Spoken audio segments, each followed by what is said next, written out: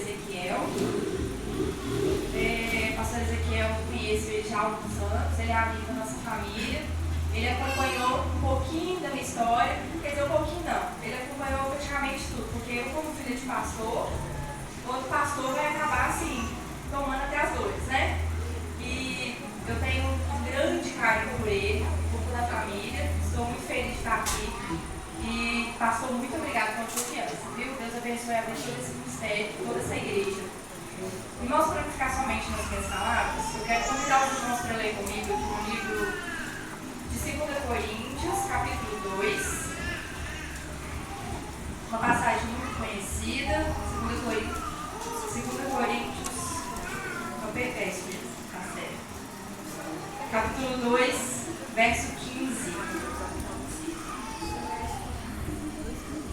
Amém? Amém. Glória a Deus. 2 Coríntios, capítulo 2, verso 15. Porque somos como um cheiro suave do sacrifício que Cristo oferece a Deus, cheiro que se espalha entre os que estão sendo salvos e os que estão se perdendo. Para os que estão se perdendo, é mau cheiro que mata, mas para os que estão sendo salvos, é um perfume muito agradável que dá vida. Então, quem é capaz de realizar um trabalho como esse? Amém? Irmãos, bom, eu sempre quando vou contar o meu testemunho, eu costumo usar a passagem do filho pródigo, porque assim, encaixa perfeitamente com a minha história. Só que eu venho pedindo a Deus, eu falo assim, meu Deus, eu já contei esse testemunho tantas vezes, e eu sempre uso a mesma passagem, né? A gente fica, né, pastor? Oh, meu Deus, me dá uma palavra diferente. E assim, por mais que eu tente, eu acabo voltando pro filho pródigo. E assim, eu fico feliz, meu coração se alegra, porque não tem nada mais maravilhoso do que viver a palavra de Deus. Glória a Deus. Mas eu estava meditando nesses versos e pensando, o que Paulo estava pensando quando ele comparou Cristo ao perfume. E aí, nós que somos mulheres, quando a gente abre uma casa, não tem nada mais satisfatório do que sentar e sentir, dar aquela respirada funda assim, a gente gosta de sentir o cheiro da casa, né? É uma coisa tão gostosa. Então, quando passa alguém por nós, com um perfume muito bom, a gente sente prazer de estar perto dessa pessoa. Senão, quando a gente também, quem anda muito de ônibus, sabe que às vezes a gente entra no ônibus e tá com um motorzinho meio forte ali, a gente fica até difícil, né? A gente fica torcendo para chegar logo.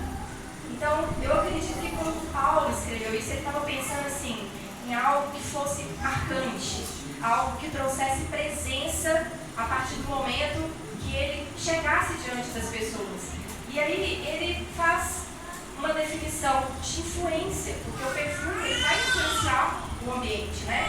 Então, só que ele faz também aqui, ele faz uma dualidade.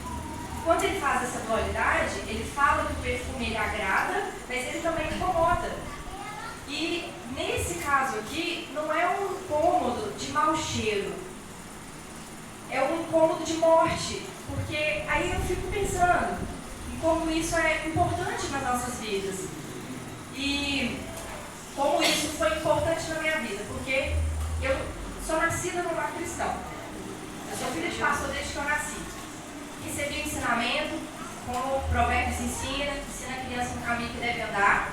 Então, eu tinha o perfume de Cristo na minha vida. Eu fui ensinada, fui crescer na igreja. A gente até brinca que a gente nasceu no lar evangélico, no berço cristão.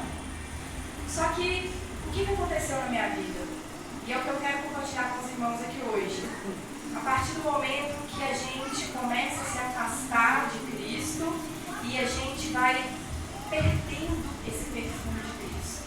E o que leva a gente a perder esse perfume? Porque é realmente muito gostoso falar do perfume de Cristo. A gente pode falar tantas coisas lindas, maravilhosas, mas às vezes a gente não para para pensar nas coisas que têm tirado o perfume de Cristo da nossa vida. E eu vivi isso na minha pele de uma forma muito intensa. E foi tudo muito rápido. Mas eu creio que assim, o plano de Deus na minha vida ia muito além das minhas escolhas. E pensando nisso, lendo essa palavra, eu comecei a imaginar, não só no filho pródigo, eu comecei a pensar assim, como Deus, muitas das vezes, Ele faz promessas para nós, Ele tem um plano na nossa vida. E às vezes porque a gente tem pressa, porque a gente não tem paciência de esperar, porque não acontece do jeito que a gente quer, a gente começa a permitir que pequenas coisas entrem na nossa vida. E, irmãos, como eu disse, eu sou filha do pastor Ariel, não sei se os irmãos aqui conhecem. O pastor Ariel, ele é da velha guarda, em Belo Horizonte, é um dos mais antigos. E meu pai sempre foi um homem extremamente tradicional. Ele sempre foi um homem muito conservador, assembleiano, e sempre ensinou a gente no caminho. E o mais importante é que, ao longo dos anos que meu pai foi me ensinando no caminho, Deus tinha feito uma promessa para mim na minha vida quando eu era muito jovem. E, sendo criada na Assembleia de Deus, essa promessa foi até assim um pouco engraçada. A maneira como eu encarei isso, como eu percebi isso. Eu me lembro que um primo da minha mãe, um parente dela, um primo distante, chegou para ela e disse assim: eu ainda era muito criança, eu era muito jovem, eu tinha por volta de 6, 7 anos. Mas eu me lembro dessa história, porque minha mãe compartilhou comigo. E minha mãe também sempre foi uma mulher de muita oração, uma mulher sempre criando a gente dentro da igreja. Na verdade, assim, como nós fomos enviados para o campo missionário, para o interior de Minas Gerais, muito cedo, eu e meu irmão tinha 4 aninhos, eu tinha 2, então a gente foi criado mesmo dentro da igreja e vivendo assim, de forma muito intensa dentro da igreja. E nós somos de uma igreja pentecostal. Então, quando eu ouvi essa promessa, eu trouxe aquilo para mim. Eu comecei a pensar naquilo para mim. Porque muitas vezes a gente se esquece que o perfume de Cristo, ele é de Cristo, ele não é nosso. Ele não tem a ver conosco. Ele não tem a ver com a nossa dicção, nossa capacidade de falar, de cantar, de se expressar. Tem a ver com Cristo, é o perfume de Cristo. E essa promessa, ela foi bem específica. O Senhor disse que, através de um sonho, disse para esse jovem, ele disse assim: Eunice, eu tive uma visão de um sonho, e da Eliane saía assim, dos olhos, da boca e das mãos dela, dos braços dela, saía um poder diferente. E eu não sei dizer o que era, mas eu sei, Eunice, que você precisa orar muito pela vida da Eliane, porque se Deus deu uma promessa na vida dela, com certeza Satanás não vai deixar isso parar. E eu, como filha de assembleiano, como eu disse, igreja pentecostal, eu comecei pensando assim: não, eu vou ser aquela pregadora que vou pregar e vou obedecer. A gente já começa a pensar na gente, que eu vou ser conhecida, eu vou ser lembrada, eu vou ser vista, a igreja toda vai glorificar. Isso tudo é muito lindo, mas a gente começa a voltar à promessa de Deus, começa a pegar o perfume de Cristo e usar ele como se fosse nosso. Passar uma imagem. Os anos foram se passando. E eu, ensinada na igreja, eu estava sempre na escola dominical, eu estava sempre no círculo de oração, no curso de doutrina. E se eu queria ser pregadora, eu tinha que participar do curso de doutrina, né, pastor? Tinha que ir para a escola dominical. Se eu vou ser pregadora, eu tenho que participar. Tem que aprender a Bíblia. E eu imaginava, irmãos, quando eu olhava para o meu pai, assim, meu pai sempre foi muito de pregar em cruzada evangelística. E aí, era aquela eloquência, eu sempre admirei muito meu pai pregando. Ele prega para mim assim, até hoje, eu sento para ouvir ele, eu tenho prazer de ouvir. Porque Deus sempre usou ele de uma forma muito poderosa. E eu olhava para ele e eu pensava: não, eu sou filha dele, né? Então não vai ser muito diferente. E eu fui crescendo pensando nisso.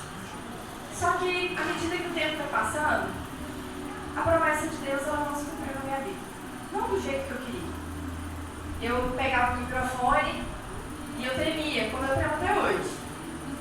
Eu planejava, eu treinava na frente do espelho, eu lia a Bíblia, eu fazia anotações, o meu pai me ajudava, minha mãe me ajudava, eu chegava no culto, eu tremia, não conseguia falar direito. E assim, uma coisa para me deixar mais desanimada. Eu achava que eu ia ser aquela pregadora incompetente, obedecer, mas eu sempre fui aquela pessoa que na hora que ia passar uma mensagem, é aquela mensagem que todo mundo ficava chorando, reflexivo, aquele silêncio, e eu pensava: meu Deus, não vai chegar a promessa na minha vida. Cadê o poder saindo dos meus braços, dos meus olhos, da minha boca? E às vezes a gente está querendo ver, a gente quer aplauso, a gente quer reconhecimento. E por que não acontece do jeito que a gente espera? Porque a gente tem um pensamento muito limitado sobre as promessas de Deus na vida da gente. O tempo foi passando e a promessa de Deus não cumpriu. Aí eu comecei a agir como uma criança, ainda na adolescência. A promessa de Deus não acontecia, então eu comecei a bater o pé. Eu comecei a dizer para Deus, quando vai ser? Criança às vezes é assim, não é, irmãs? Chega pra gente, pede uma coisa, fala, pode fazer isso? Pode jogar um videogame? Então daqui 1 hora, daqui 5 minutos o menino está lá de novo perguntando. E eu comecei a fazer isso com Deus.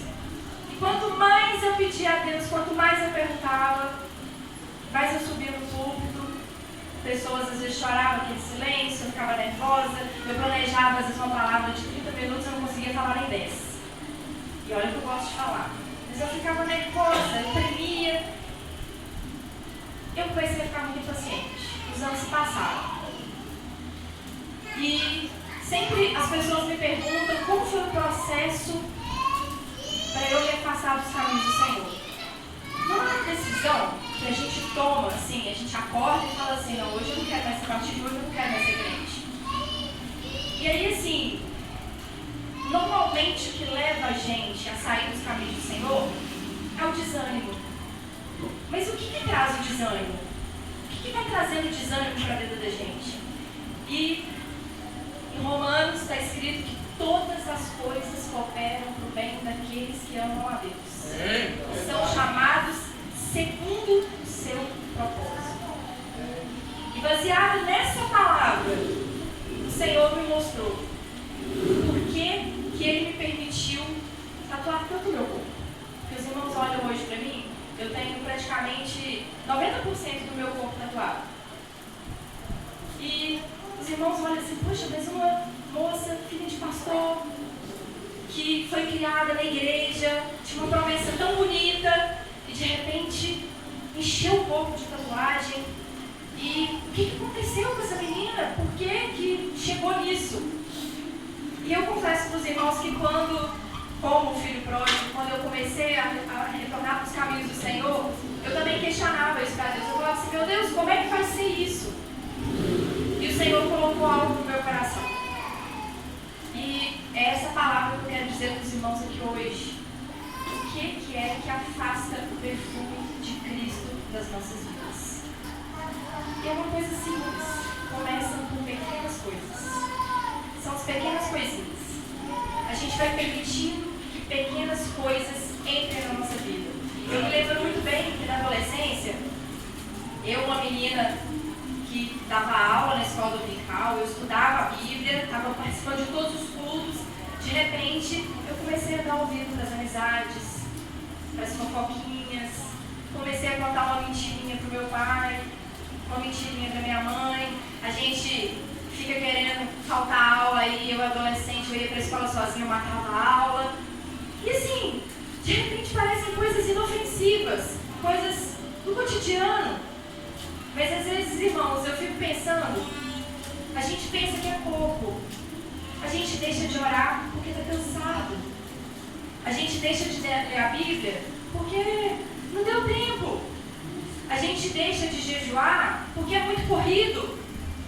Porque eu não estou bem, hoje não, amanhã. A gente sempre vai jogando para frente e vai deixando. A gente tem a oportunidade de vir de doutrina e a gente não vem.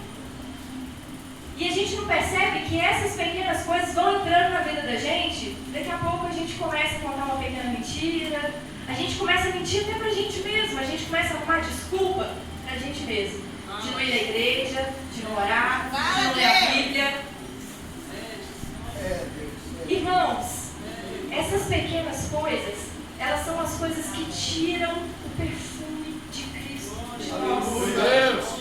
Porque a gente começa a ficar desanimado, a gente não tem força. Porque a nossa força está na oração, está no joelho, está na leitura da palavra, está no relacionamento com Deus. E muitas das vezes a gente pensa que Deus, Ele se esqueceu da promessa dele na nossa vida, e aí a gente começa a se afastar dele. A gente começa a deixar de ter intimidade.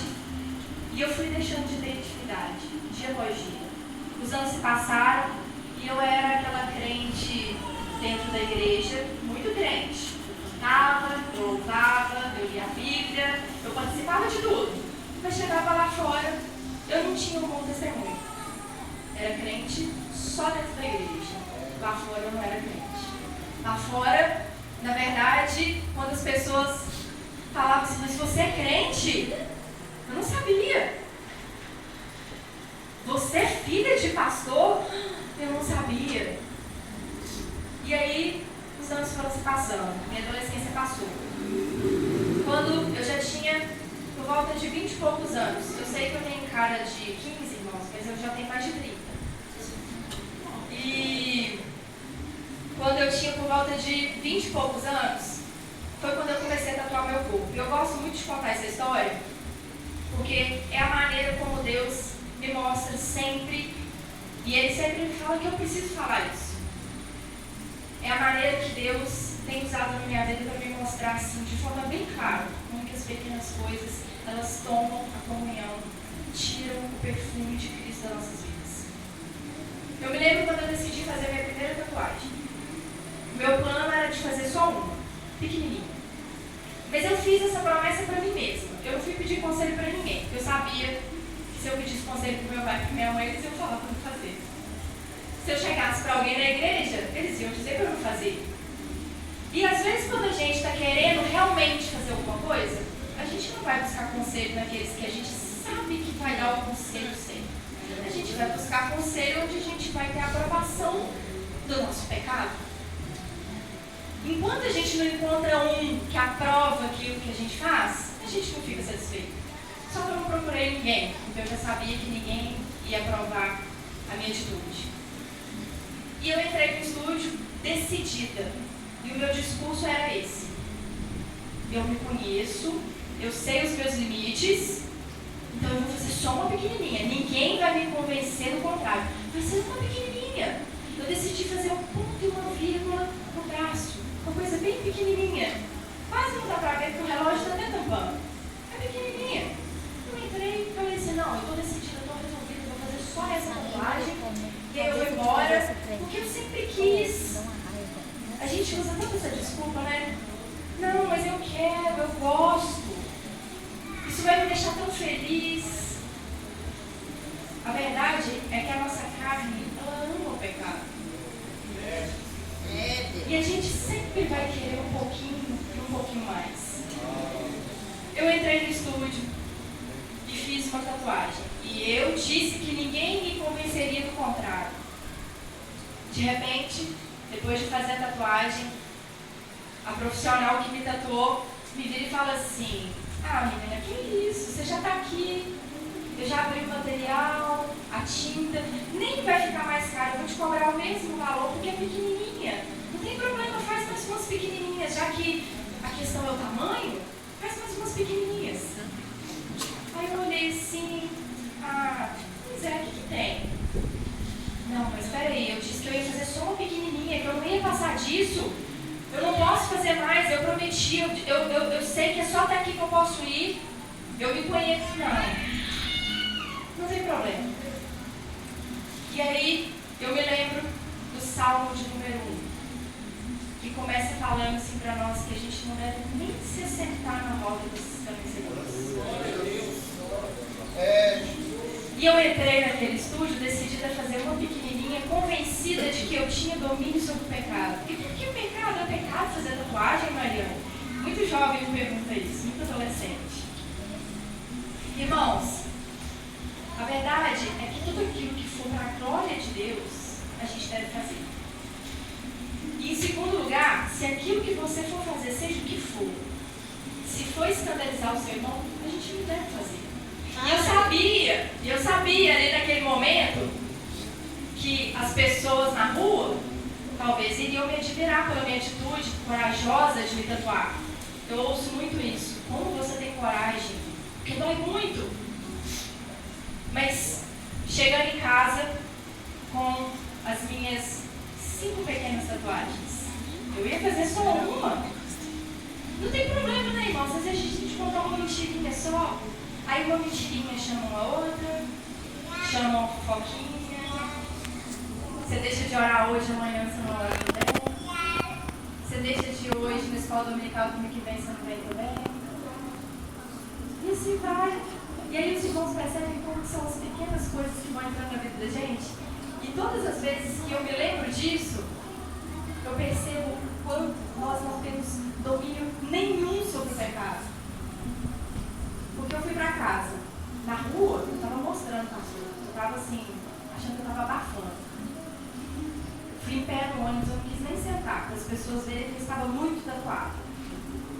Tinha 5 tatuagens novas. Dava para ver mais ou menos uma, porque as outras eram tão pequenas que era, quase que não dava para ver.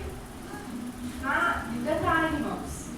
Eu tatuei uma cruz no meu dedo e a minha desculpa foi muito simples. Não, eu estou tatuando a cruz de Jesus Cristo. E aí, mais tarde, eu comecei também a usar uma outra desculpa. Não, eu sou o templo do Espírito Santo. Eu estou enfeitando o templo. Sabe por que eu estou falando isso, irmãos? Às vezes a gente usa desculpa. E usa desculpa dentro da palavra de Deus para a gente cometer os nossos pecados. Quando a gente está determinado a seguir os desejos do nosso coração, a viver conforme a nossa vontade, a gente começa a olhar para a Bíblia e olhar ela de uma maneira deturpada. A gente começa a olhar de uma maneira que a gente começa a justificar os nossos erros. Eu fui para casa, mas quando eu cheguei em casa, pastor, eu comecei a esconder do meu pai e da minha mãe. Eu me lembro que eu fiz até uma coisa muito engraçada. Eu não sabia que meu pai estava em casa. Quando eu abro a porta e ele está em casa, eu corri para a cozinha, peguei um pano de prato e joguei em cima do braço. Aí eu fiquei parecendo até uma garçonete andando pela casa. O que está acontecendo com essa menina? Almocei com aquele pano de prato em cima do braço, aí peguei até o sujeito e falei assim, não, eu estou com o braço machucado. Aí sabe o que é impressionante? Eu tomei a decisão de fazer a tatuagem. Eu entrei no estúdio. Eu ia fazer uma pequenininha, fiz mais. Saí na rua, eu estava orgulhosa de mim mesma. Quando eu chego em casa, diante de santos, eu começo a esconder. Eu estava preocupada em magoar o meu pai e minha mãe, mas eu havia me esquecido que aquele que conhece a intenção do meu coração já estava entristecido há muito tempo com a decisão que eu tomei antes de entrar naquele estúdio. A desobediência, as pequenas coisas, e a gente se esquece que o Espírito Santo se entristece com as nossas atitudes, nossas pequenas atitudes. O Espírito Santo é aquele que sonda o seu coração, que conhece os seus pensamentos, os seus sentimentos, os desejos, os seus sonhos. Ele sabe de tudo aquilo que tem doído em você, tem te incomodado. Ele sabe de todas as coisas que você acha que está demorando. Ele conhece o seu coração, ele sabe aquilo que você deseja, ele sabe quanto é aqueles desejos que você tem limpado. Mas a gente se esquece que antes de magoar o pai, a mãe, o pastor, os irmãos, a gente está magoando o Espírito Santo. É verdade, Deus. Quando cheguei em casa, passou alguns dias, eu recebo uma ligação. Porque Satanás, ele vem para roubar, matar e destruir. Mas ele não chega matando, roubando e destruindo, não. Primeiro ele vem com um banquete, assim como ele fez ali com aqueles jovens na Babilônia. Ele apresenta um banquete maravilhoso, irrecusável. Passou algumas semanas, eu decidi fazer só uma pequena tatuagem. Eu recebo uma ligação da pessoa que me tatuou. Ela me fez uma proposta tentadora. Ela me ofereceu um banquete irrecusável. Ela falou assim, olha, primeiro, ela começou me elogiando. Porque a primeira coisa que o mundo faz, a hora que você começa a se assentar na roda dos esclarecedores, não é te acusar, te falar o que você está fazendo de errado, muito pelo contrário, eles vão te dizer assim, não, a gente te aceita do jeito que você é, pode vir, aqui toda forma de amor é válida, não, todos nós aqui somos aceitos. Primeiro momento, nós somos elogiados. Ela disse pra mim o quanto eu era bonita, o quanto eu era gente boa, o quanto eu era legal, e o quanto eu tinha uma pele muito bonita, que ela estava interessada. O interesse dela na minha pele é porque ela falou assim: olha, eu quero te fazer um convite, eu quero te convidar para ser minha tela. Quando um tatuador fala isso para uma pessoa, ele está dizendo assim: olha, eu vou te tatuar e eu não vou te cobrar por isso. Você pode fazer quantas tatuagens você quiser. E eu não vou te cobrar por isso. Você pode tatuar seu corpo inteiro. Eu não vou te cobrar. Só que ela não me cobrou, realmente. Mas o preço foi cobrado mais tarde. Eu voltei naquele estúdio, mesmo depois de estar decidida a não me tatuar mais. Eu voltei naquele estúdio e pensei assim: não, agora eu vou fazer só uma grande. Porque aí eu paro. Porque eu não posso recusar uma oportunidade dessa. Irmãos, tatuagem é um negócio muito caro. E eu ia falar não para uma coisa que todo mundo estava querendo fazer, porque é uma coisa que está no auge, né? A gente anda, onde a gente vai agora, a gente vê as pessoas está na moda. E eu olhei aquilo e disse: não, meu coração se encheu, me deu um desejo muito grande. E sabe o que é, irmãos? Na verdade, assim, quando Deus fez aquela promessa lá quando eu era criança, aquele moço, ele tinha mesmo razão no que ele disse. Deus me deixou saber da promessa, mas naquele instante, Satanás também tomou ciência da promessa de Deus na minha vida. Então ele não podia permitir que essa promessa fosse cumprida. E ele sabe que Deus, ele